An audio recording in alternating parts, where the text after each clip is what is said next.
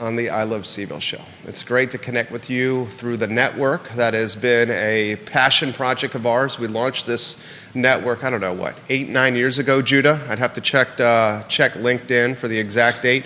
But we did it for the reason of bringing attention to some of the passions that we're a part of, whether it's real estate, whether it's connecting business owners with financing, helping broker business deals. And what's happened with the network is it's just kind of taken off. We just enjoy having conversations about Charlottesville and celebrating what's awesome about Charlottesville, highlighting the trials, but celebrating the tribulations as well. Judah Wickower is the glue guy. I like to give him some props. Sometimes a little hard on Judah, and that's just my nature, Judah. I apologize. Very alpha in personality. I apologize. But every team has a glue guy, a guy that helps the team get to victory lane. Where stats don't show up in the box score, perhaps, that's J-Dubs. No victory happens without Judah Wickower on this team. I sincerely mean that. Judah, if we can go to the studio camera and then a two-shot and welcome Mr. Bo Carrington to the show. I've been, Bo, super pumped about this. I've been watching you from afar and what you've been doing and just been so impressed. I'm going to get out of the way and pass the show to you and introduce yourself to everyone that's watching the program. Sure. Well, thank you for having me today. I'm a Charlottesville guy, and so it's really fun to be on the I Love CVille show. I grew up here in Charlottesville, and I went to Covenant School growing up, and certainly have nothing but great things to say about that community. And then I went down to school at Duke University, which obviously wins me very few friends here in Charlottesville, but was lucky enough to come back to Charlottesville and go to Darden, so that's certainly what I highlight. I had a great experience there, and I'm grateful for that. So professionally, what I'm doing today is running 7 Development, which is a small development company here in Charlottesville.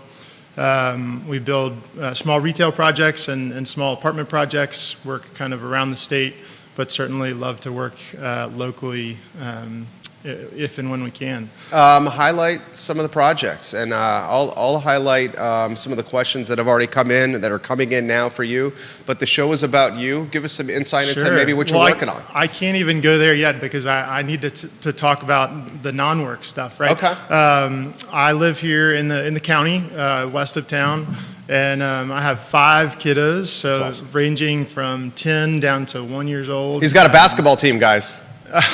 They're great, and as we were just joking about before the show, certainly the credit goes to the wives for keeping us on the rails with all the busyness and the craziness of having kids. But 3 of those, the older 3, have been in county schools over on the west side at Ivy Elementary now. Nice. And we have a 4th headed there next year for kindergarten, so we'll send 4 onto the bus every morning. And then we've got a little, like I said, 1 month or 18-month-old at home. So they certainly keep me busy. Love coaching them in sports and spending time with them as much as I can. But I know we need to now circle back to the professional stuff. And I failed to mention, kind of my work on the BlueSky property management side. I'm business partners with Jeff Bloxam there. Jeff is certainly the property management guru, and he runs the show, but I like to think that I can bring something else to the table with him, and we've got a great team over there. It's grown a lot recently, which we're really grateful for, and we are in the heart of busy season at BlueSky. It's turn season, and certainly keeps everybody on our toes. So. You guys, in a lot of ways, BlueSky has become a market leader. Dabble in this space here. I would imagine BlueSky and Real Property, the 2 market leaders here in this region, which is so impressive. I want to talk property management. I want to talk development and real estate. We'll open up the questions that are starting to pour in right now. How'd you get into the development world? Sure. Yeah. So graduated in 2008, which was that awesome time, and when the market was going down 1,000 points a day, and it was a hard time to get a job. So I got a job through a family connection out in Houston, Texas, doing development in a small shop, and we primarily did single tenant retail deals. So think banks, fast foods, pharmacies. And I was a part of a small team out there, so got to do lots of different things, some that I had no business doing, but certainly also was the low man on the totem pole, and that's the way it should go. So got into the development world there, and then ended up dating long distance my now wife, Carrie, who was in D.C. at the time, and ended up taking a job with Eden's in Bethesda, Maryland. So lived in D.C., did the commute across Chain Bridge up to Bethesda, and worked for Eden's while we were doing the Shops at Stonefield project. So that was a really fun one. I mean, I don't know how many years that was in entitlement, but it was something like 20 or 25 from the very first iterations of that project, and it was fun to be on the team. There were a lot of teams that came along that couldn't get it done or didn't get it done or walked away from it, and so it's fun to be part of the team that actually got it done, that brought it out of the ground. And it's fun to visit it now. I mean, it's a trophy property. I mean, it's absolutely gorgeous. We talk about it often on the show. Talk to us, maybe give us the flip book of that. Why could a lot of teams not push it over the finish line or even start the project? Sure. Yeah. I mean, I think to your point, it's such a high-profile project, right? And it's at such a high-profile intersection that it was really important to a lot of different stakeholders. And it's certainly in the county, but it's on the border with the city, and so you have two jurisdictions at some level having their hand in there. And then it's just a big project. And Charlottesville, I think, over the course of that entitlement effort was kind of coming into its own and growing a lot. And, the neighborhood model district zoning is challenging. And so there's a lot of different stakeholders that you're trying to appease. And we always laugh about, sometimes my friends will joke with me about how they don't like the circulation or they don't like the way the layout is done. And I like to joke with them that, certainly that was not our decision at Eden's. It was a collective community decision at a wide level. And so for better or worse, it came to fruition like it did. And for certainly it has its flaws and doesn't work perfectly, but it's been fun to see that mature, and certainly some of the retailers have turned over, but I think it's kind of coming into its own with sustainable shops that people love going to here. 100%. So you cut your teeth at a small shop in Houston, you get even more experience at Eden's, you got this experience with Stonefield. How do you then come to Charlottesville and Albemarle County to raise a family? Sure. And then how do you then come to Charlottesville and Albemarle County to get into business for yourself? Sure. Yeah, I think at the high level, my wife Carrie and I wanted to live in Charlottesville, right? That's the classic story, and probably one we can get into when we start talking about the zoning in the city in particular. But it's a great place to live, and we wanted to live here and raise a family here. And candidly, when I started looking at that, I don't think I could find a job that I wanted, right? I might have been able to find a few jobs, but not that I wanted to do, and inversely, like couldn't find the one that I wanted, and so I decided to kind of create one and see if that would work. And I think I was at a point in life where we were able to live inexpensively and buy some time in hopes of being able to establish ourselves, and I've been really grateful and fortunate to have that come to life, and I've been working for myself now for 11 years and have a ton of fun doing it. What was entrepreneur life or shot caller life, self-employed life, whatever you want to call it, was that always the life you knew was for you? No, I don't think I ever was one to kind of as a young guy say, hey, this is what I want to do, and I've had that mission and that passion since day one. I mean, we have guys that we all know that, from the time they're 5, they want to be a doctor or, whatever job you might pick. And I don't think I found myself having that, but real estate, I love it. One of the reasons that I love it is just the ability to connect with so many different people in so many different roles. And so for me, that might look like, hey, I'm meeting, an asphalt contractor on site early in the morning, and then going to lunch with a banker, and then meeting with some local politician in the evening, and those are folks from really different walks of life, and they're different conversations that we're having. You're talking to some about high-level financial stuff, and then you're talking about local politics. It's kind of this intersection of construction and finance and a little bit of local politics baked in there. And so sitting at the confluence of all of those things, I really love. Development in Charlottesville is no easy task. I'm going to start correct. open-ended. Talk to us about getting into the game in a market like Charlottesville, which is like a small town with such a big personality. I was having this conversation literally this morning. We have this, to use your word, this confluence of high-level education with high-level affluence, with the politics piece, with the development piece, with the landlocked piece, with the labor piece, the financing piece. It's just, I find it exhilarating. That's why I was looking forward to this interview with you. Talk to us about launching a development firm in a place like Charlottesville, Virginia. Sure, yeah. It is a hard place to do development, and I think increasingly, the more reps you have, you start talking to folks in other municipalities, some of them far-flung. We can talk about the East High project. At some point, we had projects, partners from down in North Carolina on that one, and so trying to orient them to the way that Charlottesville works, it can be a challenge, and I think everybody knows that. And it's a reality of the local game.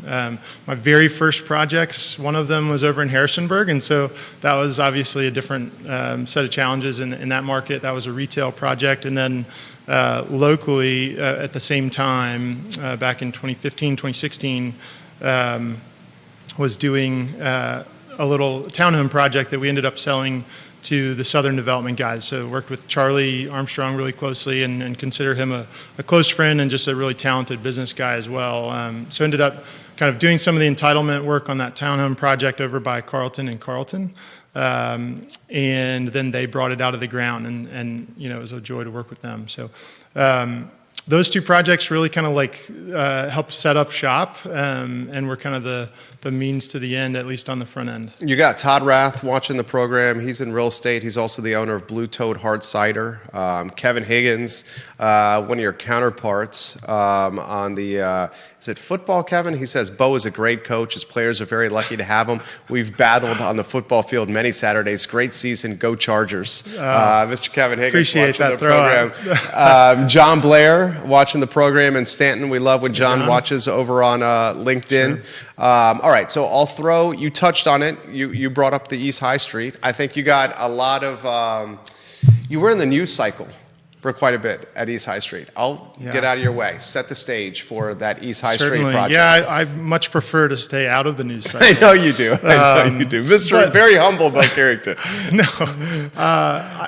That project was, we knew it was going to be a challenge when we started it, right? Yeah. And that story starts way back in April of 2022, and I have a great relationship with the Wood family, think really highly of them, and just find them I won't say easy to work with. I think they have they're just so sharp, right? And they're honest, and that's what I really appreciate about that relationship, is that we can say what we're going to do and then do it and follow through, and there's some trust built there. And so when I started having that conversation with Wendell and Hunter about the East High project, we knew it was going to be a long road. We knew it was going to be complicated.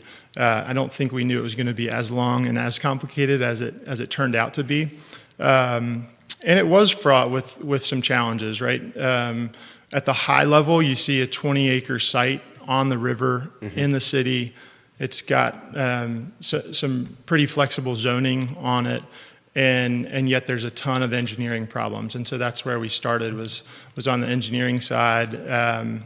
We worked really hard to come up with a plan that would both deliver some density that 20 acres requires with great zoning on it, but also would be respectful of this awesome asset, which is the river and the trail right there.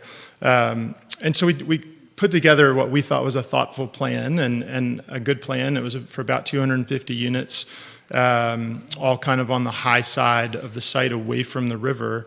And we started pushing that through the city entitlement process, and it became very clear very quickly that plenty of people disagreed with that. And I think I always tell people that one of the things that we learned on that project was that I didn't fully understand and fully grasp the connection, the deep sense of connection that some people in this community felt to that particular piece of dirt. And that stems from a couple places. One of them was back to the circus grounds days, right? So lots of people around here grew up going to the circus there, and there's some fun memories there. And then another part of it is just kind of the way that Wendell had not enforced any sort of boundaries, and that was a gift, I think, to the public. A lot of people used that parcel as access to the river or access to the trail, and that was great. I don't think there was no harm there, but it built up this sense that it was quasi-public or public, and that was not the reality. And then more recently, obviously, you can layer in the Ravenna River Company and what they're doing. And Gabe and Sonia have just done an awesome job of kind of getting this community to engage with the river, getting them on the river in a paddleboard or in a kayak or a float, or doing their concert series. And so there's so many people have these fun memories, these touch points with that piece of dirt. And that was not part of our analysis at the front end. And so I don't want to neglect kind of the private land rights component there, because I think that's important. And yet it was very clear to us that there were a lot of people that felt very passionately about that piece of dirt. And so, you kind of have a collision course, right? There's this entitlement process that's going through it. We've spent a lot of time and a lot of money trying to figure out a plan. And it's not very popular. We drew it up as a by right plan, and that was very intentional. And so on that collision course, I mean, I really have to give props to Sam Sanders and James Freese at NDS. Sam Sanders, city manager. Sorry. James Freese, now an assistant city manager, was head of Neighborhood Development Services. Right. So we started having a conversation with... They watch the show. Okay. Well, if they're on, good job, guys. Yeah. Again, think really highly of both of them, found them to be honest and have integrity and be full of character. And those were the things that ultimately won the day, right? We took what was like really a lose-lose situation where we were, I think, headed to some sort of legal battle because, it was a contentious process in some ways. It was one that people felt very passionately about. And yet, then we got off that course through these conversations and found what I think was a real win-win with the city buying the property. So, from my vantage, after the project, I think that was a total win-win. I think the city should own that piece of property. It's got a ton of waterfront on it. It's accessible to a ton of people. And I'm excited to see what happens in the long term to that. But I don't know if you've been down there recently. It's awesome right now. So Gabe and Sonia are doing their thing at the Ravenna River Company. Certainly Hogwaller Brewing right there is new and exciting and delicious. Yeah. Sugar Bear. Which I believe you own, that real estate, is that right? We can talk about that. Okay. I bought that parcel during the course of the Zero East High process. And did start talking to Emily at Sugar Bear about putting her shop there. Ultimately, it became clear after the city bought the property that Gabe and Sonia really needed a place that they could call theirs, right? Okay. They're leasing that property from the city now, just like they were leasing it from Wendell. But they really needed a place that they could call theirs and own. And so we recently closed on a transaction where they purchased it. Oh, fantastic. The Ravenna River Company now. They're the proud new owners of the former Double Horseshoe Saloon. Yeah. And Sugar Bear, I believe, is reopening tomorrow in their brand new kitchen and production facility on site, which is going to be exciting for them. That's awesome. So that's some fresh news there from Mr. Bo Carrington. I think it's good news. Okay, I think that's great news. I think that's fantastic news. What'd you learn from that entire process? This is what I saw from our vantage point. I like to follow the news closely. Love having conversations with stakeholders like you. I learned that you were very sharp and astute. And I watched you do some assemblage. I watched you navigate political headwinds, community feedback and headwinds. I saw you really be, you were right in the middle of all this, and you were navigating it, I thought, extremely well. I would imagine that this project, maybe it didn't go exactly how you had envisioned. Sure. But, a lot of times with stuff in business or in life or in sports, the stuff that doesn't go exactly as planned is what we learn the most from. Sure. Yeah, I think that's all astute and good points. I mean, yeah, it certainly was very different. Never in a million years could we have suspected that the city of Charlottesville would come in and buy that property, right? That was not on the table. It was not part of any sort of development plan or exit strategy. Especially at a time when the city of Charlottesville was chomping at the bit for more housing density. Yeah. So it almost, in a lot of ways, from our vantage point, contradicted what the city was trying to do with, at the time, the draft zoning ordinance. Right. Now it's the new zoning ordinance. They were doing all this policy and years of consulting fees, community feedback, multiple sets of counselors to try to figure out a way to bring more housing density to the market, because the thought process is more supply stabilizes price points. So it would seem like exactly what you were trying to do, or were trying to do, fit exactly what the city was looking for at the time. Yeah, we figured some of that, and there was a sense of, hey, the zoning is in place for this, and for a ton of density on that property, and candidly, it was. We were kind of scoping it for 250 units, and I think by a math exercise, you could have fit way more density on there. But I think if you're going to ask what I learned, it was just the value of being able to listen, right? It would have been really easy to sit back and say, hey, we have a by right project, we're going to jam it through. I don't care what anybody has to say about it. And I again think that would have been a long, hard battle. It would have resulted in a project that would have been unpopular, which, I don't think you're ever going to please everyone. There are going to be some people, whenever you're building any sort of building, that don't like it, right? They, whether for whatever reason they don't like the color you chose, or they don't like, a big building in their backyard. Who knows? Change is hard. Change is hard.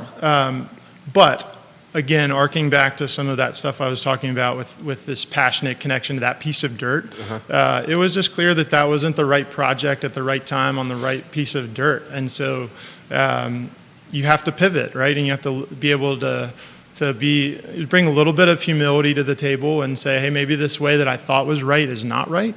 And again, I think we came up with a really pragmatic solution. I think rather than taking the city, again, I give the city props for not taking some sort of obstructionist approach or taking some sort of legally questionable approach that we would have had to arm wrestle about or something, and instead found a win-win. And so, again, I'm really excited that the city owns it, and looking forward to seeing what that brings long term. I got so much I want to cover, not even on this topic, but just the zoning in general, and get your take on it. A lot of comments are coming in. This one's coming in from Danville. Travis Hackworth watches the program often. He says, anytime you're dealing with a property with strong connection, it's tough balance between public, private use, and access. We're dealing with that on a large project here, 23-acre riverfront White Mill project. Ultimately, those struggles and back and forth end up with an amazing product in the end. He's loving the interview. Over on LinkedIn, we'll highlight Jonathan Nelson, the Senior VP of Development and Asset Management at Anchor Health Properties, watching the program right now, giving you some props. LinkedIn is pretty engaged over here. I think this is the influence of Mr. Bo Carrington and the circles that he runs in. Vanessa Parkhill of Earlysville watching the program. You have multiple 5-6 elected folks watching Bo Carrington here on the show. I'll throw last question on East High Street. Sure. You're a business guy, you're a community guy, you're a family guy. And I saw that with this project coming with a win-win-win outcome. I think the city wins. Actually, win-win-win-win outcome. The city wins here. The community wins because this is now a park. I think the Woods won here. I think you win as well. Sure. Can you put in perspective, we see how the city wins, we see how the community wins. Can you put it in perspective or give us a glimpse of how 7 Development and the Woods also win here? Sure. Yeah. I mean, I don't think that anybody could have scoped up that sort of outcome at the start. It wasn't on anybody's radar. Wendell wanted to sell a piece of land, right? He's owned it for a very long time. And over the years, the rules about how to develop that, whether it be on the federal side of floodplain FEMA stuff or down to the local side, they changed, right? And you used to be able to do things along the river that you can't do today, and probably rightfully so. So at the high level, it was a business transaction that Wendell and I worked out where he said, hey, I want to sell a piece of land, and this is what I think it's worth. And we went kind of nose down to the grindstone trying to figure that out. And I think, if I'm very honest, I don't know that there was a very high level of confidence on the front end, right? There were lots of problems to be solved on that piece of dirt. And I think we solved them, right? There are really talented engineers that were working on it. You're working with FEMA, certainly. You're working with the city very closely. So you have lots of really talented, expert people trying to solve these problems. And, if there was one thing that was a little bit disheartening, it was the suggestion that there were not experts at the table, right? That somehow FEMA was being coerced into a certain plan or something. And as much as you'd like to have a federal agency willing to bend to your wants and needs, that's not the way it works. And so the engineering was sound. And I think it's mostly math exercises. There's very little subjectivity to it, and so there were some people shooting that down. But there was a lot of care and thought and time and money spent on that engineering exercise. And then again, 7 Development wins because we were able to successfully exit a project that looked headed for a long, drawn out, expensive fight. It was never going to be contentious to the point where anybody gets really upset. But it was just not on a good path, and I was really grateful for that exit ramp that was offered, right? Because you get 2 years into a project, and you've spent a lot of money on it and a lot of time, and your options start to dwindle, and your ability to, like I said, pivot and listen. That starts to dwindle too, right? And so at some level, you have to go create the economic engine that you've spent time trying to produce.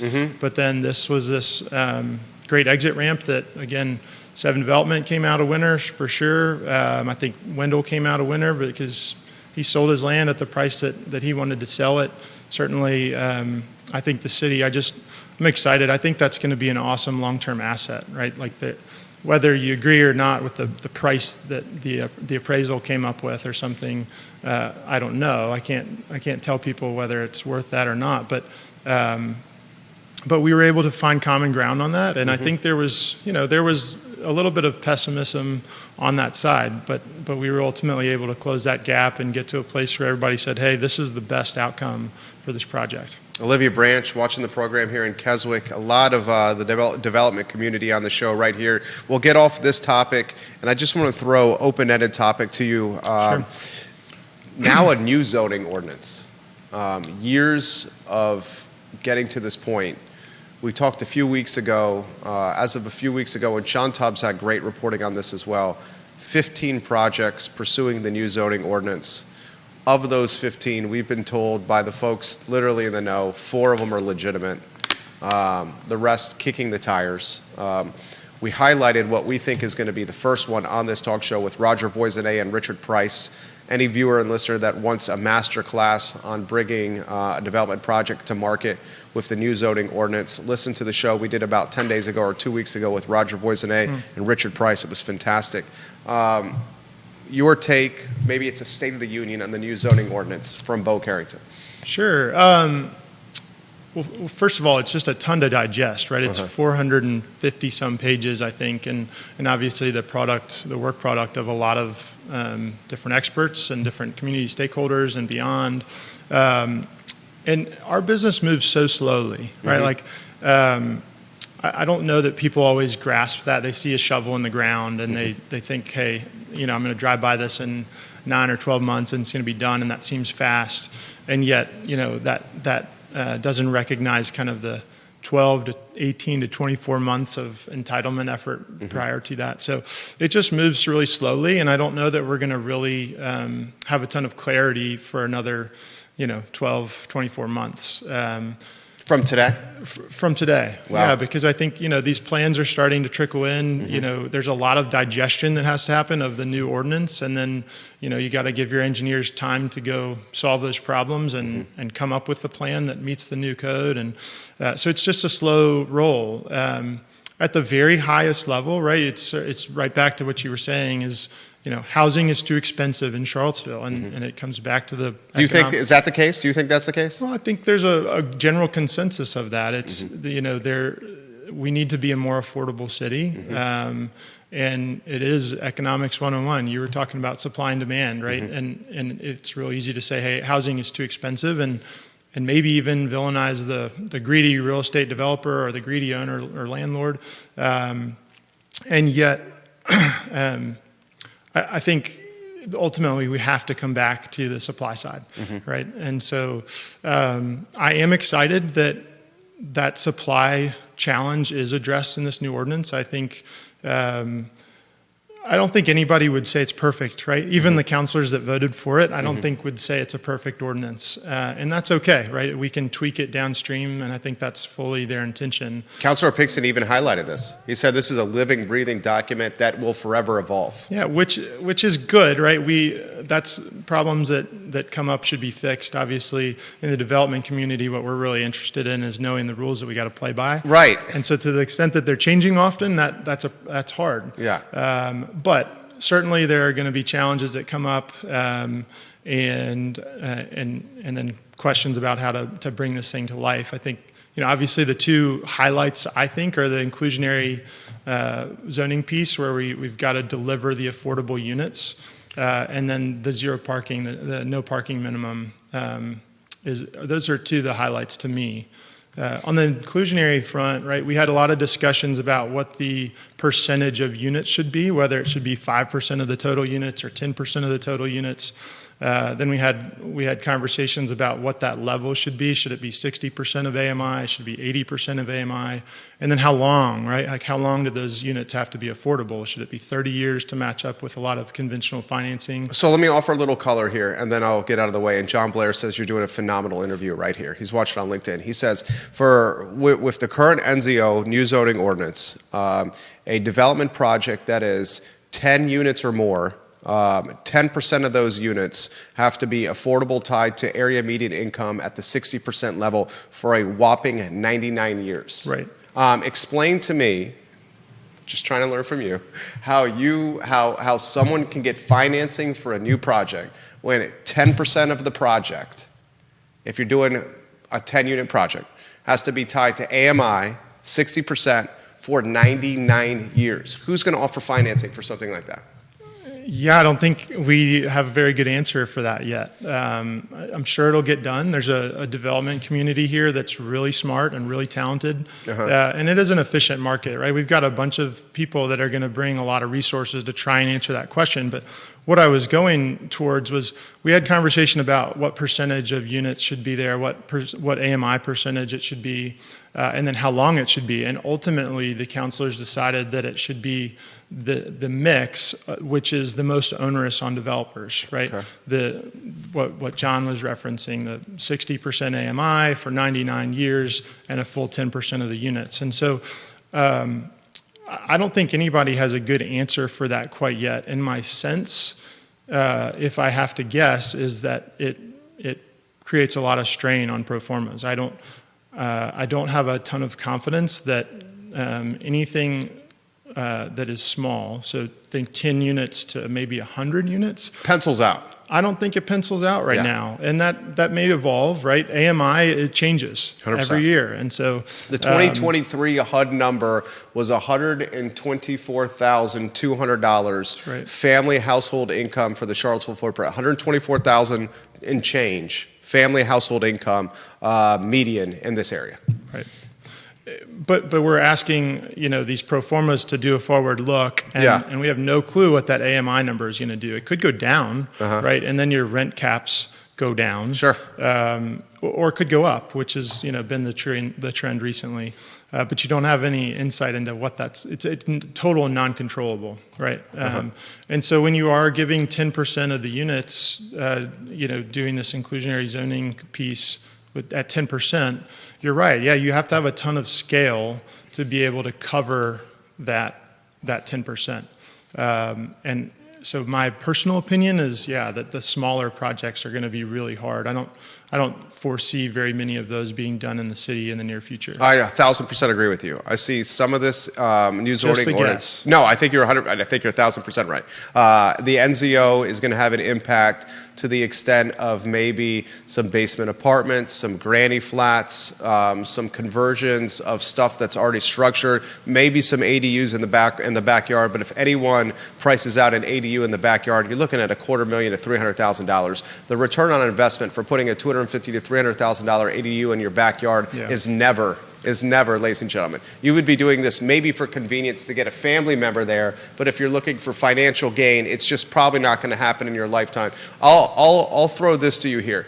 Is the new zoning ordinance going to create, in your vantage point, any kind of price stability or affordability? From my vantage point, it makes the land more opportunistic. If the land is more opportunistic, it has more value, means acquisition price is more expensive. If acquisition price is more expensive when the model's created, then you're going to have to come to market with something that it's at a higher price point than if it wasn't more opportunistic. A great example of this is 303 Alderman Road in the Lewis Mountain neighborhood.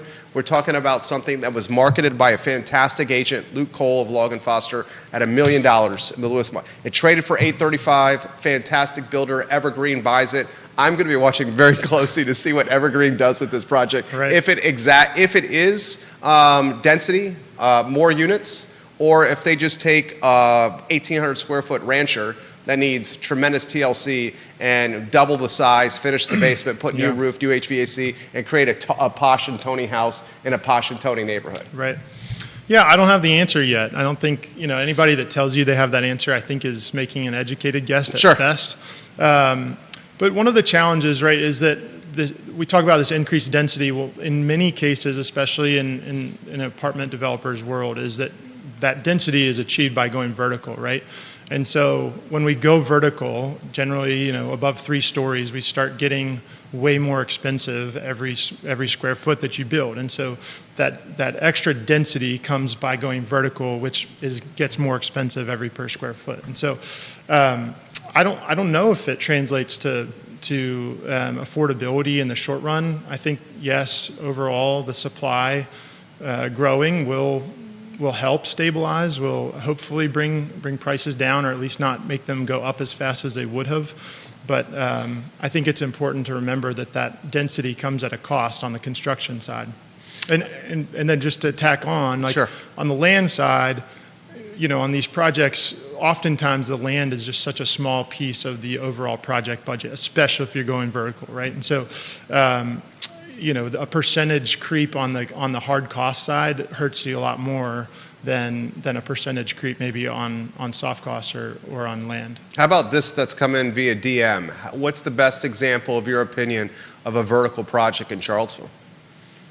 A vertical project in Charlottesville. We don't have that very many tall buildings. What are we probably looking at? The Flats or the Standard on West Main Street? Yeah, I mean, and this maybe what Chris has done at Dairy Market? Yeah, Dairy is pretty vertical. I think that's as urban as a project as we have, and it's a beautiful building, and we can get Chris on the show to tell us how expensive it was. I know it was an expensive project, right? And the rents that you have to get behind that, they're high. Just math exercise, but it's a beautiful building, and it is beautiful. Probably a great example of going vertical. But yeah, it gets more expensive, right? More stops on your elevator, more drywall, more fire requirements, all the things. Did you follow how he tried to bring Phase 3 Dairy Market, and he caught tremendous. Just cut to the chase. It was a lot of negative feedback from the 10th and Page neighborhood, and he chose to put the project on hold. Right. And I found that almost flabbergasting because we want the added density and we want more housing to stabilize prices. But I've said this previously on the show, but we don't want it here by 10th of Page, or we don't want it down by the river with your project. We can't cherry pick the projects, right? It seems like that's what a lot in the community are trying to do, cherry pick where the projects go. Sure. Yeah, I mean, it's probably one of those conundrums where, you're never going to have somebody say, hey, I love that location, right? There may be a few and far between.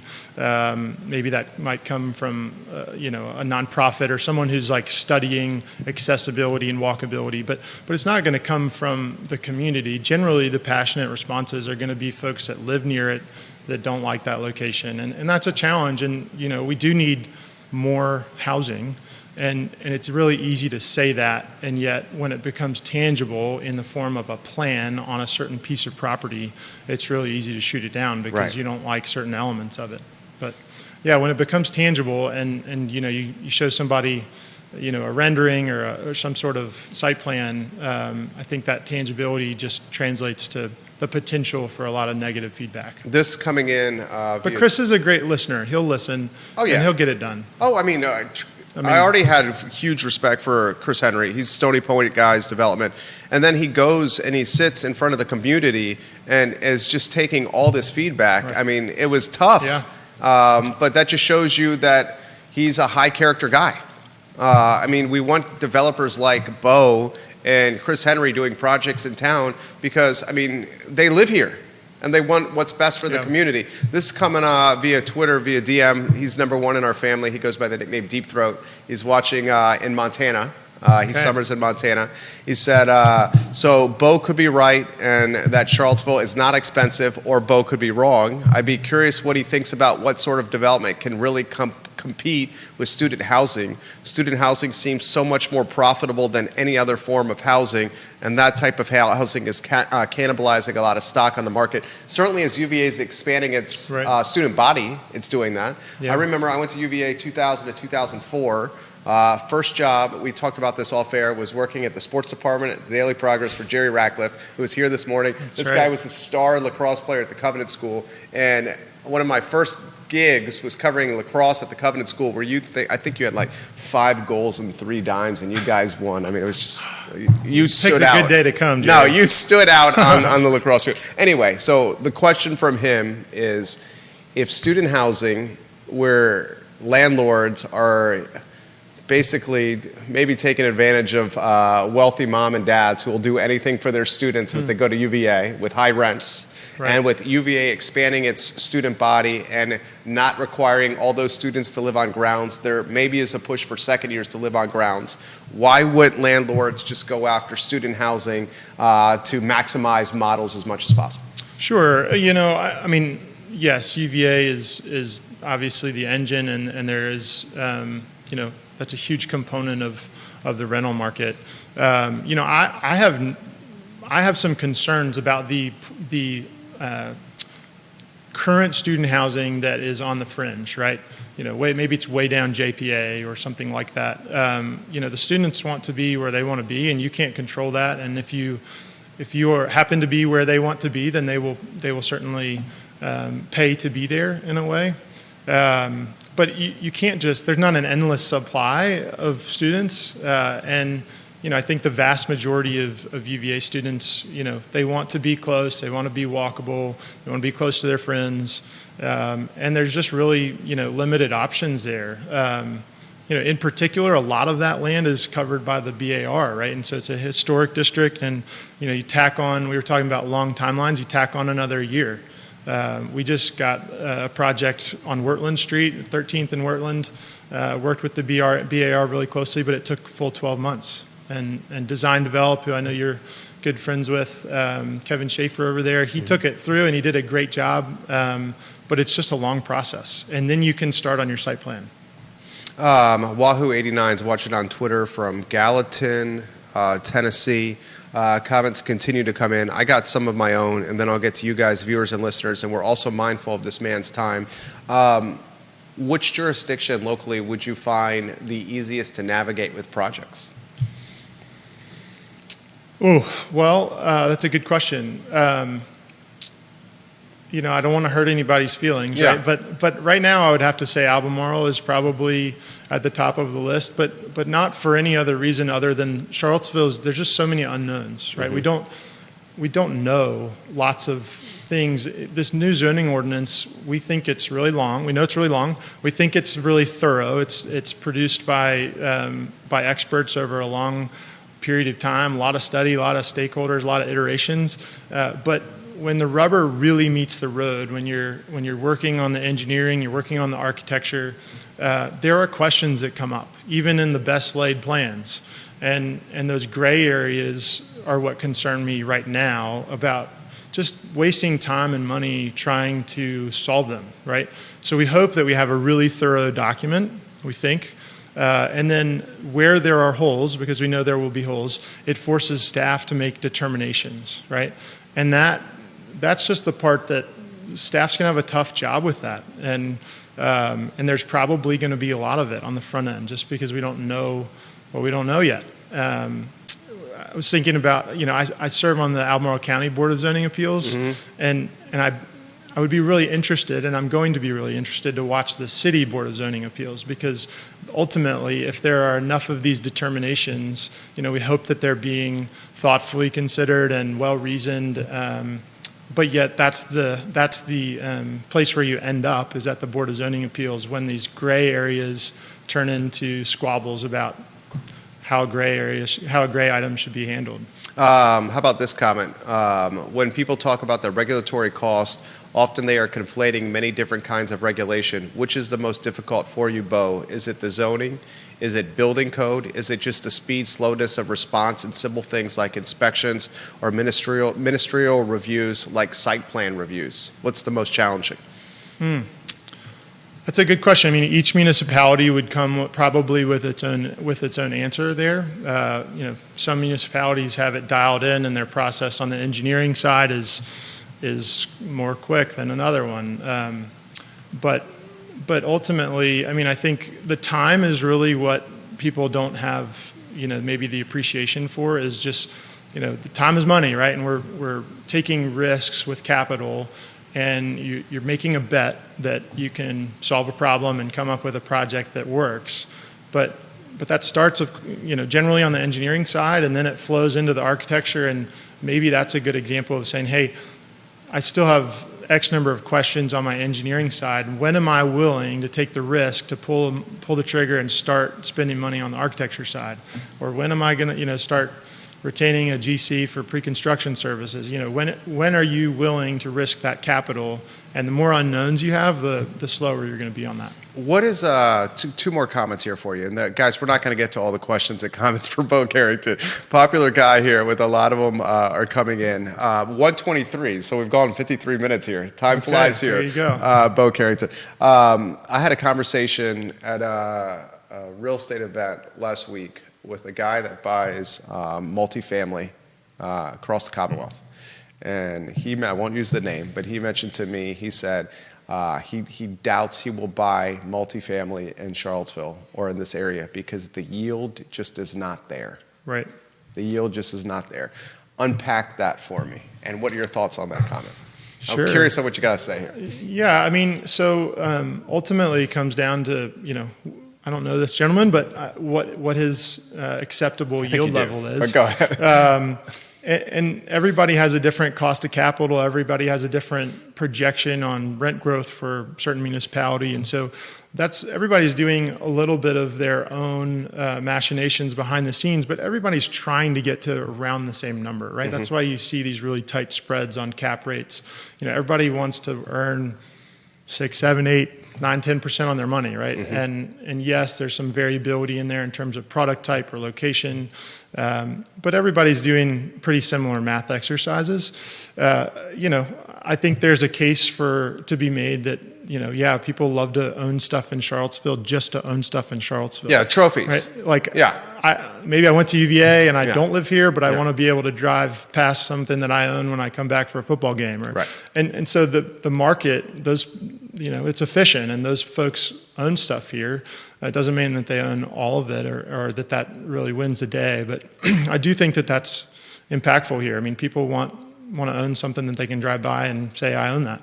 What product type would you most invest in right now? And then people are asking your take on commercial. Commercial. So that's a two-part question. Yeah, that's a good question. I mean, we don't have the commercial cliff here. I'm not seeing that here like we're seeing other markets. I keep trying to highlight to people on the show, it's just not, a lot of the commercial owners in this market are not having their financing piece refinance every 6, 10, 12 months. A lot of it's, PE money, family money, old guard money, or it's no debt on their holdings in this town. But, I'll get out of your way on this. No, I think that's right. I grew up in this business as a retail guy, and so I watched that sector more closely than others, right? So when we talk about commercial, there's some different subheaders under there. I don't know the office game very well, but it feels like we've built a lot of office recently, and that's obviously overlaid by a macro level trend of COVID and beyond, of working from home, hybrid. People working from home, and maybe there's the pendulum swinging back. I don't know, but I guess what I will say is I've been surprised by the resilience of the retail sector. Right, there was a day where we thought, hey, Amazon comes to my house and your house, maybe 3 times a day. Who knows? But there was a day where Amazon was going to kill all retail, and shopping online was going to kill all retail. And I think we've seen a little bit more resilient retail sector, both locally and nationally, than a lot of people expected. Well said. This interview is fantastic. I could spend another hour with this man, but I'm mindful of his time. Any closing thoughts? Any perspective that you think that should be out there? Anywhere you want to go? I love the comment that you made earlier in the show that it's easy to villainize or stigmatize like a developer or landlord. But from my standpoint, the local ones, I mean, I highlight Chris, some of the other folks that we talk about on the show. These are the guys that we want doing the projects because they live here. And they're committed to making the community one where he can raise his 5 children in and still love living in the community. Yeah, I mean, I think we feel that, right? All the local development community feels that. We want to bring great projects, and it may not be even that different than, the guy that wants to drive past his trophy project when he comes to the football game. It might just be that, hey, we want to deliver a project not that's fun to look at, but that the community loves because we're here. And so that's a real piece of the puzzle. I think in general, local development turns into long-term holders far more frequently than kind of the merchant developer that's going to come from some other place that's just, likes the numbers and then is going to sell. And not that that's a bad model, but I do think it's a different approach, and probably to come full circle, maybe back to the listening piece. It's one where you're not going to be willing to listen to the community as much because you don't care about the local community as much. Fantastic show. You crushed it, man. No, thank you for having me. I really appreciate it. It's fun to be on. It's our pleasure. Bo Carrington, guys, principal of 7 Development. He was sensational today. Judah Wickhauer off camera. He's got another show this afternoon. Thank you, Judah. 3 shows for Judah today. This is the I Love CVille Show. We just want to have conversation about stuff that's going on in the community with people that know what's going on in the community. That's the whole gist of the show. We're back tomorrow with an interview that's tied to public schools, and our guest is Shelley Norden. She is of the SBMA. It's an acronym that stands for the School Board Member Alliance of Virginia, and they're offering public school systems an alternative from the Virginia School Board Alliance. We're seeing a lot of public school systems leave the Virginia School Board Alliance for this one because they're looking for a more politically neutral council from their alliance. That topic tomorrow. Thank you for joining us. So long, everybody. Thank you. He's going to tell us what